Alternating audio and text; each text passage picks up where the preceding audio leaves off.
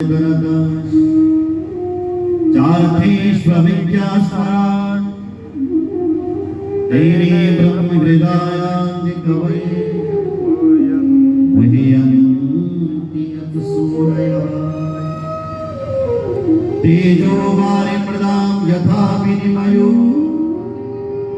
यत्र त्रिशर्गो मृषा धामनं स्वैन सदा निरस्तकुहकम् सत्यं परं धीमहि। अच्छा भाई, मंगलाचरण किसका कर रहे हैं?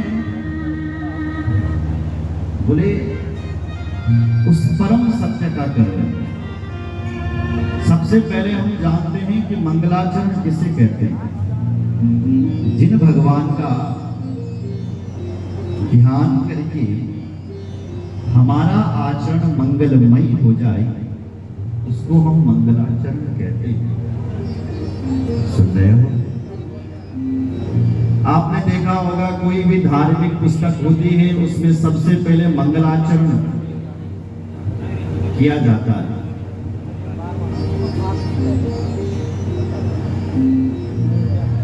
तो मंगलाचरण मतलब हे प्रभु हमारा आचरण मंगलमयी हो जाए।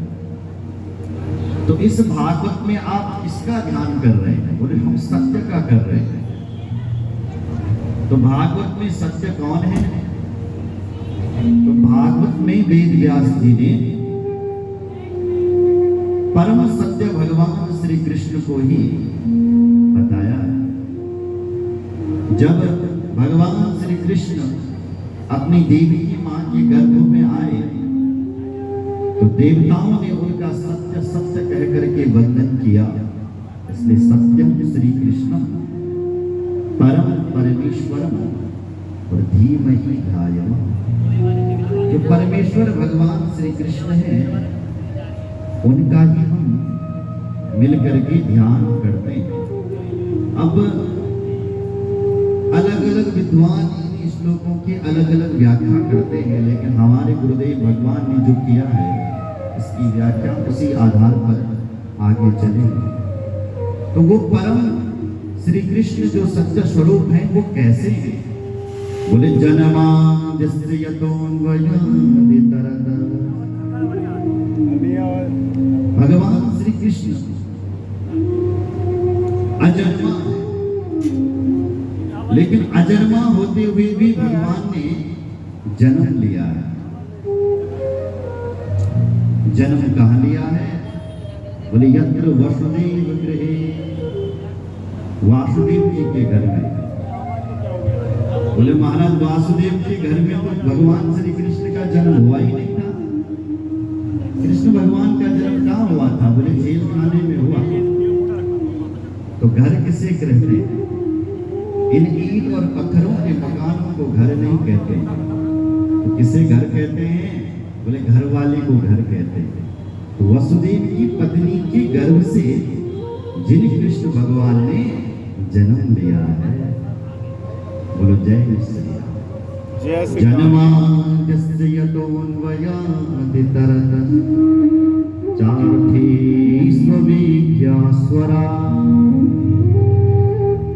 कंस के घर में जन्म लिया, कंस के जेल खाने में जन्म लिया और बेचारे कंस को भी पता नहीं चला और सीधे चले गए भगवान कहाँ? और गोकुल में भगवान का खूब हेलो भाई साहब कल हम मनाएंगे कि भगवान श्री कृष्ण का जन्म तो मथुरा में हो रहा है, लेकिन उत्सव मनाया जा रहा है कहाँ? गोकुल में। तो गोकुल में जिन भगवान ने अनेक प्रकार की लीलाएं की है। कैसी लीलाएं की है? तेरे ब्रह्म हृदय आदि कवये मुह्यन्ति यत् सूरयः। ब्रह्मादिक देवता भी भगवान की लीला को देख करके मोहित हो गए। जब भगवान श्री कृष्ण गोकुल में थे और अनेक प्रकार की वहां लीलाएं कर रहे थे, ब्रजवासियों को कहते हैं भाई मधुमंगल भगवान श्री कृष्ण बछड़े चलाने के लिए जाते हैं। तो तुम अपने घर से क्या लाए हो? मधुमंगल कहता है माँ दूध और घी तो बेच देती है, खट्टी मट्ठा लेकर के आया, खट्टी छाछ लेकर के आया। तो पहले अपने आप पी लेता है, फिर कृष्ण भगवान को पिलाता है। तो ये दृश्य कौन देख रहा है? ब्रह्मा जी देख रहा है। तो ब्रह्मा जी कहते हैं देखो देखो ये भगवान नहीं हो सकता है। क्यों? बोले भगवान को भोग लगा लगा करके बड़े बड़े विद्वान परेशान हैं, बड़े बड़े वेद मंत्रों से भोग लगा रहे हैं, तब तो वो भगवान खाने के लिए आते नहीं हैं। इसकी देखो खट्टी मट्ठा पी रहा है, ये भगवान नहीं हो सकता। तो ब्रह्मा जी ने भगवान के बछड़ों को चुरा लिया, बछड़े ही नहीं ब्रजवासियों को भी चुरा लिया। भगवान ने ध्यान लगाया भाई मेरे बछड़े कहाँ गए, ब्रजवासी कहाँ गए? तो पता चला कि ब्रह्मा जी ले गए। ओहो ब्रह्मा जी हमारी परीक्षा ले रहे हैं। तो भगवान ही बछड़े बन गए और भगवान ही ब्रजवासी बन गए। तम विस्तारणे तेने अपना विस्तार कर दिया, फिर ब्रह्मा जी का मोह भंग हुआ। ऐसे परम कुशल लीला करने में कुशल में श्री कृष्ण। मुह्यन्ति यत् सूरयः, सब मोहित हो जाते हैं। सूरयः बलदेवादयो विमुह्यन्ति, भगवान की लीला से तो बलराम जी भी मोहित हो जाते हैं। तेजो वारि मृदाम यथा विनिमयो यत्र त्रिशर्गो मृषा धामना श्वैर सदा निरस्तकुहकं सत्यं परं धीमहि। त्रिशर्ग भगवान के 3 धाम मीन है, श्री धाम वृंदावन, मथुरा और द्वारिका। जो भक्त इन धामों का एक भी धाम का धामना स्वयं सदा निरस्त को, एक धाम का भी जो कोई आश्रय ले लेता है, उस आश्रय लेने का भगवान जन्म और मरण रूपी जो ये प्रपंच है उससे उसकी मुक्ति करवा देते हैं। तो ऐसे भगवान सत्य स्वरूप नारायण के चरणों में हम सब मिलकर के प्रणाम करते हैं। बोलो नारायण भगवान की जय। अब दूसरे श्लोक में भागवत सुनने का अधिकारी कौन है वो बताया। भागवत किसे सुननी चाहिए? कौन भागवत सुनने का अधिकारी है? बोले सुनो भागवत में क्या है, तो यह सब हम इस श्लोक में समझेंगे। धर्म प्रोजित कैतवोत्र परमो निर्मम शरणं शतां वैद्यं वास्तवमत्र वस्तु शिवदं तापत्रयो मूलनम्। श्रीमद्भागवते महामुनि कृते किं वा परेरीश्वरः सद्यो हृद्यवरुध्यते त्रिकृतिभिः शुश्रूषुभिस्तत्क्षणात्।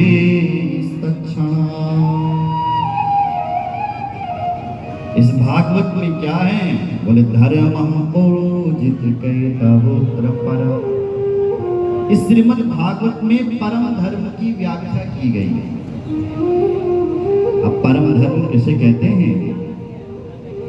बोले 2 प्रकार के धर्म हैं, एक लोक धर्म और एक परम धर्म। लोक धर्म क्या है? संसार में आपने जन्म लिया है तो आपका लोक धर्म क्या है? पहला लोक धर्म है कि जिन माता पिता ने आपको जन्म दिया है उनकी सेवा करो, जिनसे आपने विवाह किया है उनका भी भरण पोषण करो, जिन बच्चों को आपने जन्म दिया है उनका भी लालन पालन करो, रिश्ते नातों को निभाते हुए आगे बढ़ो। बोलो जय श्री राम। इन सब धर्मों को निभाते हुए उस परम धर्म की ओर बढ़ो। भगवान को जानना ही हम सबका परम धर्म है। बोलो जय श्री राम। कैसे समझेंगे? देखो भाई, मनुष्य जीवन क्यों मिला है? भगवान को जानने के लिए। भगवान को जानना ही हमारा परम धर्म है। बोलो जय श्री राम। तो धर्म प्रोजित कैतवोत्र परम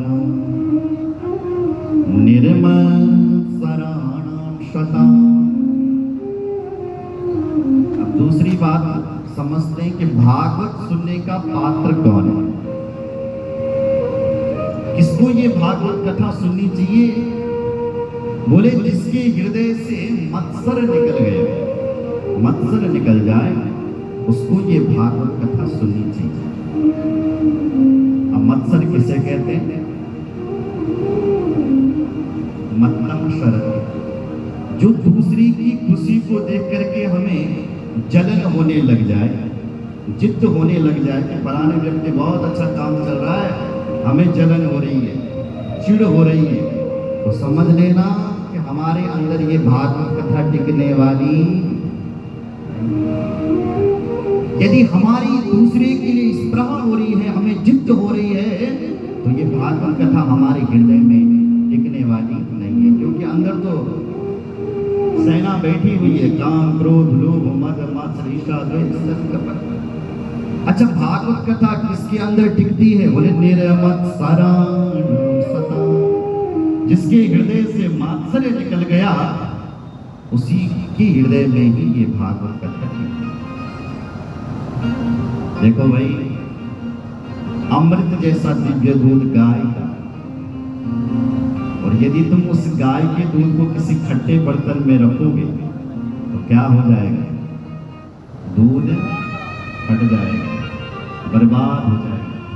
अगर उस दूध को तुम किसी गंदे बर्तन में रखोगे तो दूध बर्बाद हो जाएगा। उसी प्रकार दूध जैसी अमृत है ये कथा, तो इस कथा को रखने वाला पात्र भी, हमारा हृदय भी साफ होना चाहिए, मतलब निर्मत्सर होना चाहिए, तब जाकर के ये कथा दिखती है। बोलो जय श्री राम। भागवत में बताया गया है भगवान का घर कहाँ है? बोले मनुष्य का हृदय है।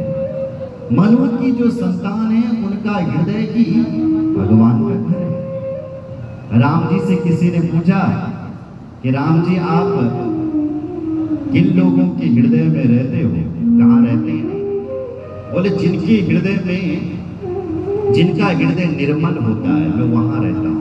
निर्मल मन जन सो मोहि भावा,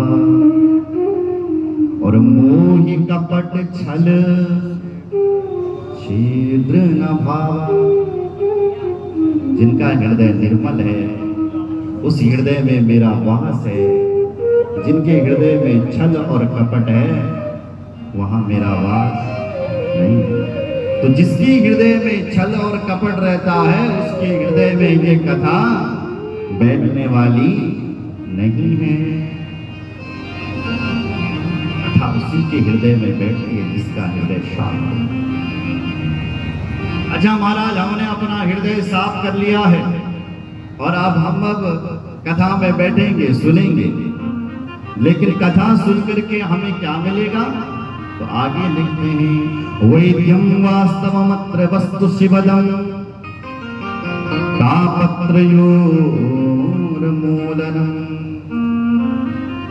अगर तुमने इस भागवत की कथा को सुन लिया तो आपको वास्तव वस्तु का बोध हो जाएगा। वास्तवो जीवः वास्तवी माया, वास्तवम जगत, जगत का स्वरूप क्या है, भगवान का स्वरूप क्या है और तुम्हारा स्वरूप क्या है, ये आप भागवत सुन करके आपको पता चलेगा। और पता ही नहीं चलेगा शिवदास, पता चल करके तुम्हारा कल्याण भी हो जाएगा। तापत्रयोर्मूलनम, जो 3 प्रकार के ताप हैं जो मैंने परसों आपको बताए थे, आध्यात्मिक, आध्यात्मिक और आदि भौतिक, इन तापों से भी भागवत सुन करके मुक्ति मिलेगी। तो ऐसे भागवत की कथा को हम बार बार प्रणाम करते हैं। बोलो भागवत भगवान की जय। बोले महाराज भागवत कहते किसे हैं ये तो बताओ। तीसरे श्लोक में भागवत का स्वरूप बताया कि भागवत किसे कहते हैं। निगम कल्पतरो गलितम फलम शुकमुखात् संयुतम पिबत भागवतम रसमालयं मुहुरः रसिका भुविभागा। निगम कहते हैं वेदों को, तो वेद रूपी उस वृक्ष का परिपक्व फल है श्रीमद् भागवत। बोलो जय श्री राम। पका हुआ फल। बोले हम कैसे जानेंगे कि ये फल पका हुआ है, क्या गारंटी है? बोले गारंटी तो तुम्हें तोता दे सकता है, क्योंकि तोता जिस फल पर चोंच मारता है समझो कि वो फल मीठा है। तो इस भागवत रूपी फल पर किसने चोंच मारी है? बोले सुखदेव जैसे तोते ने इस भागवत रूपी कथा पर अपनी चोंच मारी। इसलिए हम गारंटी से कह रहे हैं कि भागवत का जो फल है बहुत मीठा है, बहुत स्वादिष्ट है। अच्छा, ये यदि फल है तो इसमें कौन सा रस भरा हुआ है? आगे अमृता द्रव संयुतम, अरे इसमें साक्षात अमृत भरा हुआ है। तो हम क्या करें? बोले पिबत भागवतम रसमालयं मुहुरहो। पिबत, तुम तो इस भागवत रूपी रस को किसी ने कहा, बोले महाराज पीने की बात कर रहे हो, फल भी कोई पिया जाता है? फल को तो खाया जाता है। जैसे आम है तो आम के छिलके फेंक लो फिर खा लो। पीने की कौन सी चीज है? केला है तो छिलके फेंक लो। पीने की बात क्यों कर रहे हो? फल भी कोई पिया जाता है। तो व्यास जी ने कहा इसमें फेंकने वाली कोई चीज ही नहीं है, केवल पीने वाली है, सब ग्रहण करने वाली चीज है। इसलिए पिबत भागवतम रसमालयं, ये रस का आलय है। अच्छा, कितनी बार पिए हम? बोले मुहु, बार बार पियो। किस किस को पिला रहे हैं आप? तो दो नामों को पुकारा, अहो रसिका भुवि भावुका। जो रसिक हैं, जो भावुक हैं, वही इस भागवत रूपी अमृत को पियो। बोलो जय श्री राम। रसिक और भावुक लोगों को बोलो भागवत भगवान की जय। नैमिषे निमिषाक्षित्रे ऋषयः सौनकादया शत्रं स्वर्गाय लोकाय सहस्राशमश्मशता। नैमिषारण्य की वो पावन भूमि जहां पर श्री सूत जी महाराज सौनकादि 88,000 ऋषियों को ये भागवत की कथा सुना रहे हैं। और अब ऋषियों ने श्री सूत जी महाराज से 6 प्रश्न किए। पहला प्रश्न किया, बोले महाराज जीव मात्र का कल्याण कैसे हो? ये नहीं कहा कि हम सौनकादि ऋषियों का कल्याण कैसे हो, नहीं, जीव मात्र का कल्याण कैसे हो। दूसरा प्रश्न किया, शास्त्र तो बहुत हैं लेकिन समय बहुत कम है, इसलिए समस्त शास्त्रों का सार क्या है? तीसरा प्रश्न किया, भगवान यदि साक्षात जगदीश्वर हैं, उन भगवान का अवतार क्यों होता है? क्यों हुआ है भगवान का अवतार? और चौथा प्रश्न यह है कि यदि भगवान का अवतार हुआ है तो हे महाराज भगवान की कितनी अवतार हुई? और पांचों प्रश्न यह है कि जीव का लक्ष्य क्या है? छठा प्रश्न यह है कि भगवान जब धर्म की रक्षा करने के लिए आते हैं और जब अपनी लीला पूरी करके जब चले जाते हैं तब ये धर्म किसकी शरण में जाता है? ये हमारे 6 प्रश्न। इन 6 प्रश्नों को सुनकर के सूत जी महाराज मुस्कुराए और कहा कि हे ऋषियों, मैं अपने गुरुदेव भगवान का ध्यान करता हूं और फिर तुम्हारे इन प्रश्नों का जवाब दूंगा। और अब 2 श्लोकों में से सूत जी महाराज अपने गुरुदेव सुखदेव जी का ध्यान कर रहे हैं, क्योंकि सूत जी ने जो ये कथा पढ़ी ही ये सुखदेव जी से ही पढ़ी। जब सुखदेव जी राजा परीक्षित को कथा सुना रहे थे तो उसी समय सूत जी भी सुन रहे थे। अब सूत जी को ये कथा मिली और सूत जी ने ऋषियों को सुनाया और उन ऋषियों से वो कथा हम तक पहुंची। सूत जी अपने गुरुदेव भगवान का ध्यान कर रहे हैं। सुखदेव जी कैसे हैं? बोले यम प्रजंगमन वेद कृत्यम द्वैपायनो विरह का कर आजुबावा पुत्रेति तन्मयतया तरवो विनेदु तम सर्वभूत हृदयं मुनिमानतोऽस्मि यस्वानुभावमखिल श्रुतिसारमेकम् आध्यात्मदीपमतितीर्षितान्तमोघम् संसारिणं करुणयाः पुराणगुह्यं तं व्यासशूनुपयामि गुरुं मुनीनाम्। इन 2 श्लोकों में ध्यान कर रहे हैं श्री सूत जी महाराज अपने गुरुदेव। सुखदेव जी कैसे हैं? बोले यम प्रजंतमनुपेतमपेत कृत्यम द्वैपायनो विरह का करा आजुहा। जो भगवान सुखदेव जन्म होते ही सीधे जंगल के लिए जा रहे हैं, लेकिन नहीं, यम प्रजंत हो रहे, लेकिन द्वैपायन जो व्यास जी महाराज हैं वो चिल्ला रहे हैं। क्या चिल्ला रहे हैं? पुत्रेति तन्मयतया, हे बेटा रुक जाओ, पुत्र रुक जाओ, पुत्र रुक जाओ।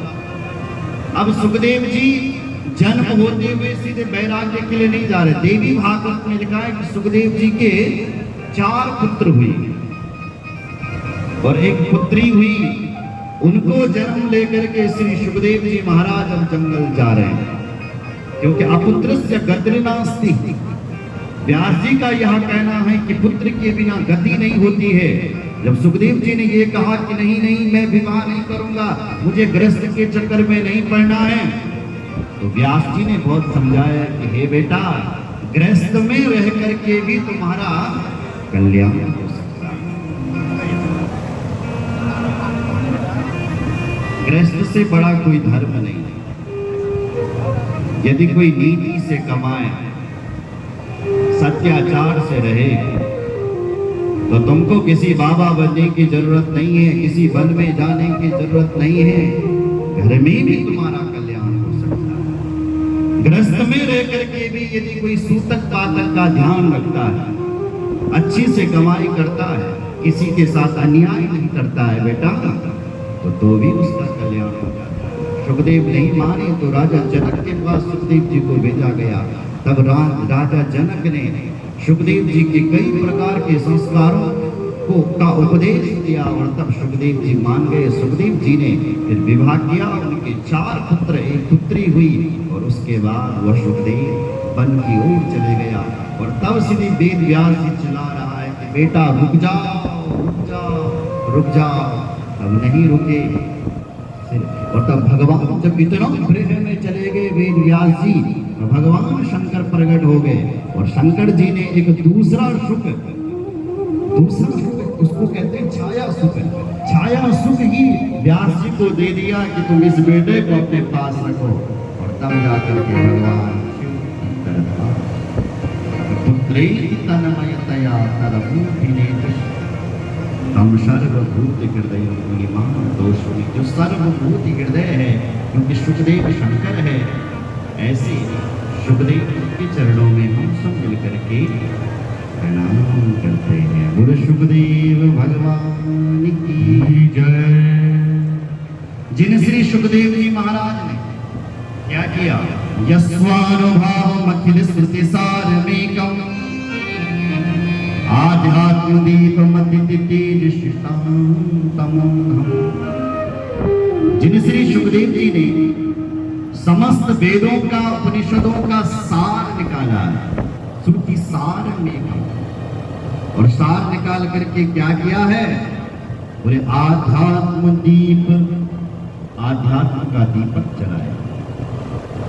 अब देखो भाई, घी का दीपक जलाना है तो क्या करना पड़ेगा? अगर तुम्हें घी चाहिए तो क्या करना पड़ेगा? तुम्हारे पास घी नहीं है, तुम्हारे पास केवल दूध है, तो सबसे पहले तुम्हें दूध को क्या करना पड़ेगा? जमाना पड़ेगा, फिर वो दही बन जाएगा, दही बन करके फिर उसका मंथन करना पड़ेगा, मथ जाए फिर माखन निकलेगा, माखन को भी फिर पिघलाना पड़ेगा, फिर घी निकलेगा, और फिर उस घी से दीपक जलाएगा। उसी प्रकार से यस्वानुभाव अखिल श्रुति सारमेकम, समस्त श्रुतियों को पढ़ करके, वेद पुराणों को पढ़ करके फिर सुखदेव जी ने क्या किया है, बल उसका सार निकाला है। जैसे दूध का सार क्या होता है? घी होता है। तो जिस समस्त श्रुतियों का सार निकाल करके, ये भागवत क्या है? सार है। और फिर आध्यात्म का एक दीपक जला दिया। भागवत क्या है? आध्यात्म दीपक है। और फिर कहा है कि भाई मैंने तुमने ये तुम्हारे लिए दीपक जला दिया है, आओ इसकी रोशनी में। क्यों जलाया है दीपक? अंधकार में भटक रहे थे प्राणी, रास्ता नहीं मिल रहा था, भवाठी में बहुत बड़ा जंगल है, संसार से बाहर कैसे निकले? तो भागवत का एक दीपक जला दिया कि आओ इस भागवत के दीप से निकलो। तो संसारेणं करुणयाः, जिन श्री सुखदेव जी ने संसारी जीवों पर करुणा किए, कृपा किए, और एक गोपनीय पुराण तैयार किया है, ऐसे श्री सुखदेव जी के चरणों में हम सब मिल करके प्रणाम करते हैं। और सुखदेव भगवान की जय। अब श्री सूत जी महाराज वेद व्यास जी को प्रणाम कर रहे हैं। वेद व्यास जी की ही जो इष्ट देवता है नर नारायण, उनकी जो इष्ट देवी भगवती सरस्वती है, उसको प्रणाम कर रहे हैं। नारायणं नमस्कृत्य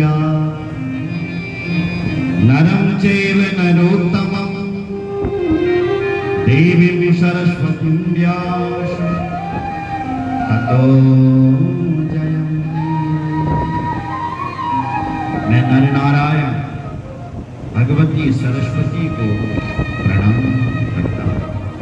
श्री सूत जी महाराज बोले हैं, हे ऋषियों, आपने जो प्रश्न किए हैं वो आपने अपने लिए नहीं किए हैं प्रश्न, तो क्यों किए? मुनयो साधु पृष्ठोहम भवद्भिर्लोकमंगलम् यत्कृतः कृष्ण संप्रश्नो येनात्मा सुप्रसीदति। हे ऋषियों, आपने जो प्रश्न किए हैं वो अपने लिए नहीं किए हैं, लोक मंगल के लिए किए हैं, जन कल्याण के लिए किए हैं। ऋषियों, अब मैं इन प्रश्नों का तुम्हें जवाब देता हूं, और इन 6 प्रश्नों के जवाब में ही संपूर्ण भागवत कथा है। बोलो जय श्री राम। तो पहले हम एक भजन करेंगे और उसके बाद देखेंगे कि श्री सूत जी महाराज क्या